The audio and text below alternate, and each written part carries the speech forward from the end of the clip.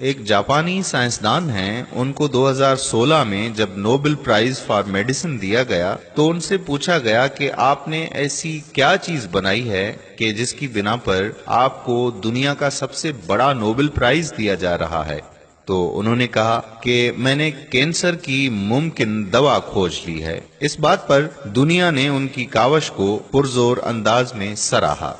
اس کے بعد ڈاکٹر نے بتایا کہ میں نے کینسر کا علاج نہیں بلکہ اس کی احتیاطی تدابیر تلاش کر لی ہیں۔ تو لوگوں نے پوچھا کہ ایسا کیا کیا جائے کہ کینسر جیسے مرض سے بچا جا سکے۔ انہوں نے کہا کہ جب ہم بھوکے رہتے ہیں تو ہمارے جسم میں موجود غذائیت ختم ہونے لگتی ہے، جس کی وجہ سے جسم بھوک محسوس کرتا ہے۔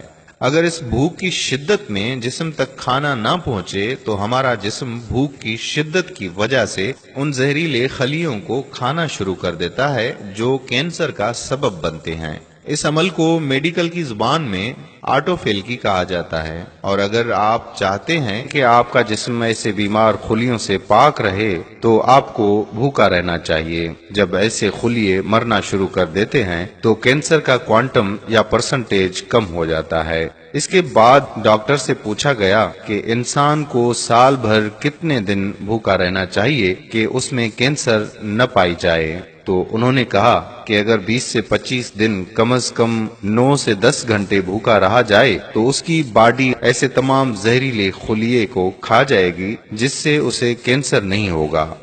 اے میرے رب کریم، ہمیں آج سمجھ آیا ہم پر روزے فرض کیوں کیے گئے، اور آج مجھے حدیث کی بھی سمجھ آ گئی جس میں نبی کریم صلی اللہ علیہ وآلہ وسلم نے ارشاد فرمایا کہ ہر شے کی زکوٰۃ ہے اور جسم کی زکوٰۃ روزہ ہے۔ سبحان اللہ۔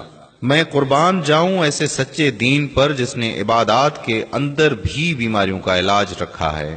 پیارا اسلام پیج کے ممبرز، دین اسلام وہ فطرت ہے جو ہر شعبے میں راہ اعتدال کی تعلیم دیتا ہے۔ اس لیے آج نہ صرف مغرب میں زیادہ کھانے پینے کو ناپسند کیا جاتا ہے بلکہ اسے انسانی صحت کے لیے نقصان سمجھا جاتا ہے۔ وہی نازل کی اور اللہ تعالیٰ نے اپنے محبوب نبی حضرت محمد مصطفیٰ احمد مجتبیٰ صلی اللہ علیہ وآلہ وسلم سے فرمایا، اور کھاؤ اور پیو اور حد سے نہ بڑھو، بے شک حد سے بڑھنے والے اسے پسند نہیں۔ دوستو، رمضان کا مہینہ سال میں ہمارے پاس صرف ایک بار آتا ہے، اس کی قدر کریں۔ یہ نہ صرف ہمارے لیے نیکیوں کا ذریعہ ہے بلکہ ہمارے جسم میں کئی ایسی بیماریوں کا بھی ذریعہ ہے جو آج تک سائنس بھی نہیں جان سکی۔ برائے مہربانی اس ویڈیو کو اپنے اوپر فرض سمجھتے ہوئے شیئر کریں، کیونکہ کچھ ایسے بھی نوجوان ہیں جو روزے فقط اس وجہ سے چھوڑ دیتے ہیں کہ روزے سے ہمارے جسم میں کمزوری ہو جاتی ہے، لیکن وہ حقیقت سے نا آشنا ہیں۔ ایسی مزید دلچسپ اور معلوماتی ویڈیوز کے لیے ہمارا پیج پیارا اسلام ضرور لائک کریں تاکہ نئی آنے والی تمام ویڈیوز آپ تک پہنچ سکیں۔ جزاک اللہ۔ السلام علیکم ورحمۃ اللہ وبرکاتہ۔